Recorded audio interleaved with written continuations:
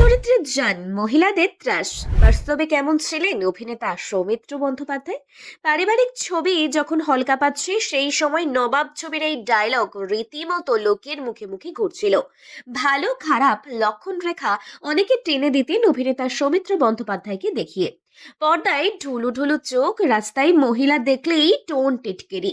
আর সেখানেই উঠে এসেছিল এই সংলাপ, মালটাকে গাড়িতে তোল। বাঙালি মায়েরা উদাহরণ দিয়ে বলতেন ওরকম হয়েও না। পরে এই সংলাপ সোশ্যাল মাধ্যমে ভাইরালও হয়, কিন্তু সেই সৌমিত্র কি শুধুই ছিলেন খলনায়ক? তা কিন্তু নয়।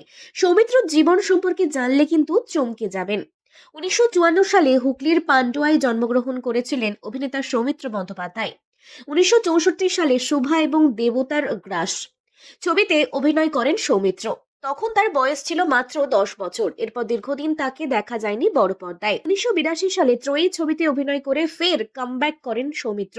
ছবিতে সুপারস্টার মিঠুন চক্রবর্তী এবং দেবশ্রী রায়ের সঙ্গে স্ক্রিন শেয়ার করেছেন তিনি। এই ছবি বক্স অফিসে সুপার হিট হওয়ার পর লাইমলাইটে চলে আসেন সৌমিত্র।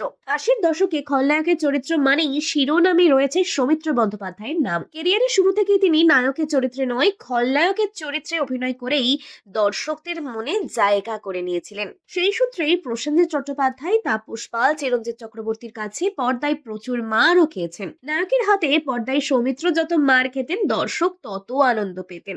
যদিও ব্যক্তিগতভাবে সৌমিত্রর ইচ্ছে ছিল নায়কের চরিত্রে অভিনয় করার, সেই সুযোগ আর হয়ে ওঠেনি তার। সৌমিত্র বন্দ্যোপাধ্যায়ের সুপারহিট ছবিগুলির মধ্যে অন্যতম গুরু দক্ষিণা 1987, মঙ্গলদ্বীপ 1989, ইন্দ্রজিৎ 1992, অনুতাপ 1992, অমর সঙ্গী 1987। প্রায় 150 ছবিতে অভিনয় করেছেন সৌমিত্র। এই অভিনেতাকে কারা কারা পছন্দ করেন